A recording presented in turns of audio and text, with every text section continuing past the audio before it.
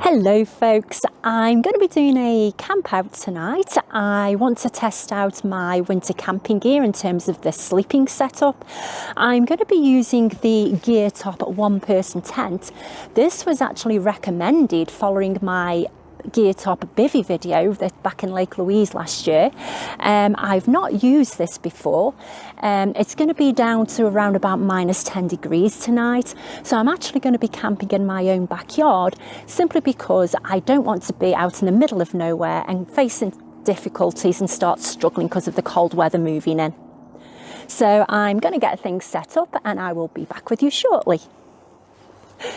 Okay, so we've had quite a bit of snow these past couple of weeks, so I've had to clear a flat area here, which is where the tent's going to go. I'm going to put the footprint down first, just to give me that extra little bit of insulation there, and then over the top of that I'm going to put this Reflectix down, and then of course the tent's going to go up over the top of both of those.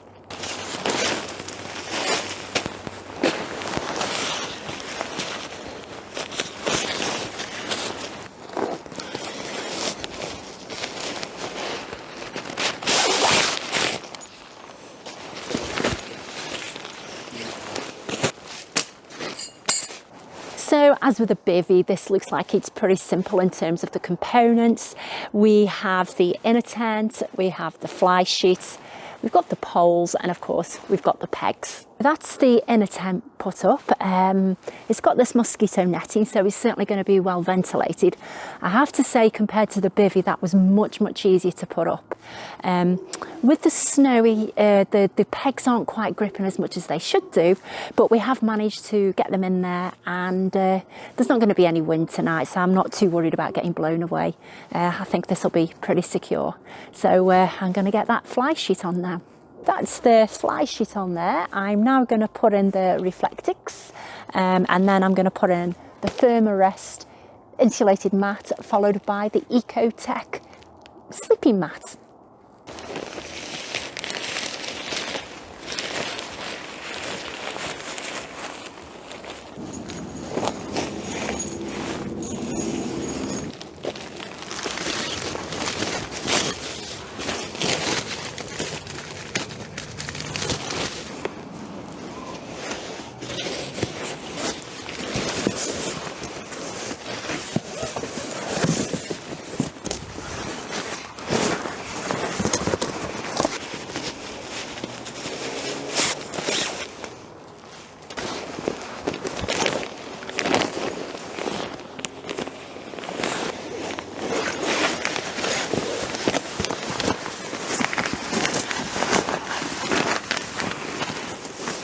So this is my sleeping bag. It's the Titan Sport Celsius. It's actually rated down to -18 degrees Celsius by the manufacturers. But as we know, sometimes those kind of guidelines can be a little bit misleading. It's going to be -10 tonight, quite chilly. So I do have a sleeping bag liner that I'm actually going to be putting inside of this. So I'm going to let this loft a little bit just to make sure that it's as efficient as it can be overnight.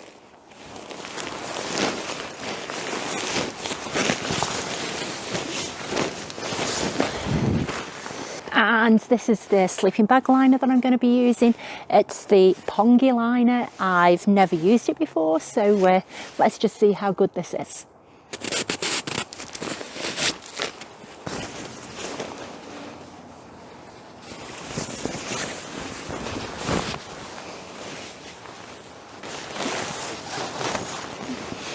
It's nice.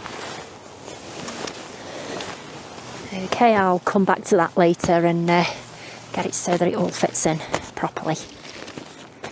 Okay, so that looks like I'm set for the night. I'm going to shut the tent up, keep some of that heat in there, and get the fire started.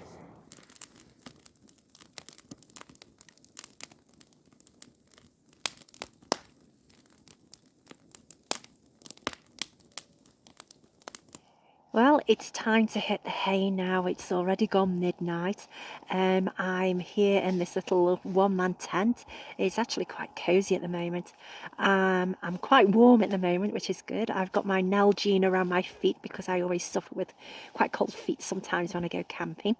I've also bought a couple of extra layers. I'm using those as a pillow at the moment, just in case I do get too warm. But I've got this down jacket on and a woolen top on underneath, a woolen base layer, and hopefully that'll be enough to keep me warm with the sleeping bag and of course the sleeping liner. So I'm going to sign out for the night now, and I shall see you all in the morning. Good night all.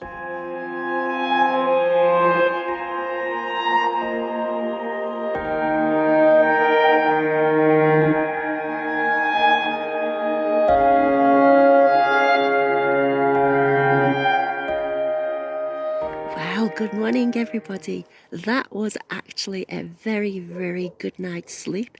I was actually very toasty warm in here. I think this sleeping setup definitely worked. It got a little bit chilly around about 5 a.m. I woke up and my arms were out of bed, probably because I was a little bit too warm, and I noticed that the air was cold. But the ground, everything just seemed to be so well insulated despite the snow under here. Yeah, it was a really good night's sleep. I'm going to get a little bit of breakfast now and a nice cup of tea, and then I'll be back to give you a little bit more information about how the night went, and we'll also take a look at this Geertop one-man tent in the daylight. So I'll be back soon. Right, so I've had my breakfast, I've had my nice cup of tea. Let's go and take a closer look at this sleeping setup and have a little tour of the tent.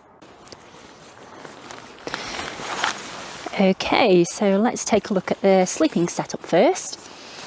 As I mentioned last night, we put this reflector down just to add that little bit of insulation there.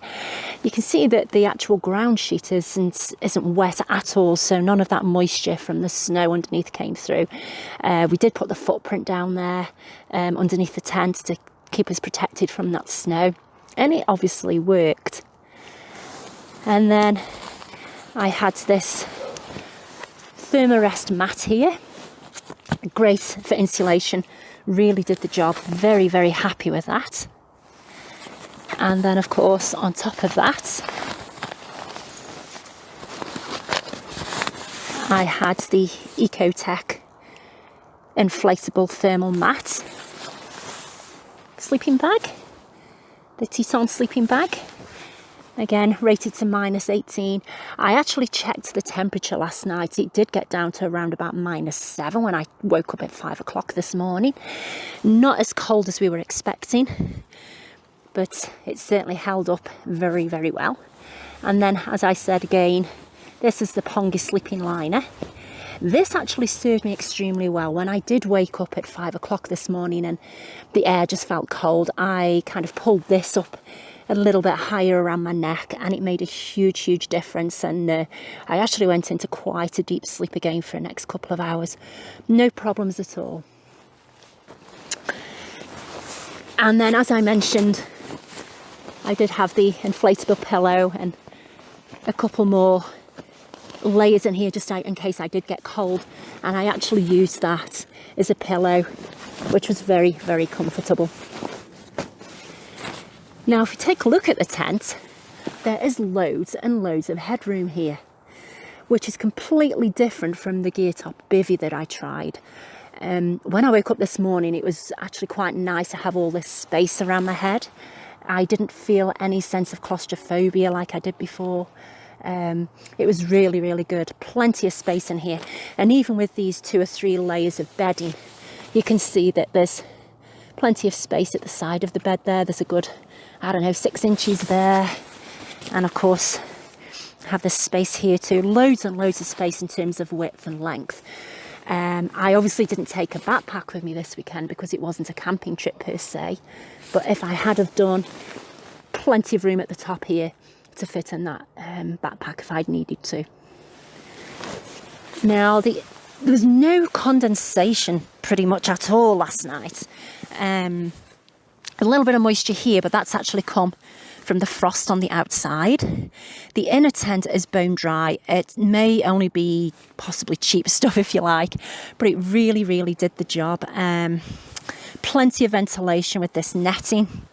Really, really did the job there. As I say, I woke up and it was actually quite comfortable. Now, this tent does have 2 ways in and out. We've got a zip this side. We also have a zip and an opening here. So I guess you could put the door either side, whichever you preferred. There's no storage pockets in here like in the bivvy, but that's absolutely fine. As I say, there seems to be a lot more room in here compared to that Geertop bivvy. So, you know, and I did indeed tuck like my torch and an extra pair of socks down the side here, and it didn't encroach on me in any way in terms of space. Oh, I tell a lie, there is a little pouch there. Put a phone or keys in there again, obviously. What else I should mention about this is because of the snow, we weren't able to pitch it properly. I'm pretty sure that in the summer months we'd have probably been able to get probably an extra couple more inches out of the width here. But as I say, plenty and plenty of space, despite not being able to get those pegs in properly due to the ice and snow outside. Now you can see that there's another vent here. I didn't actually peg that out because it's the winter months and I wasn't too fussed about that. But that vent will certainly be good in the summer months, again, to prevent that condensation. Not that the condensation was that bad. It was actually quite nice to wake up this morning dry, much, much drier when compared to when I did the bivvy camp out back in September, October last year.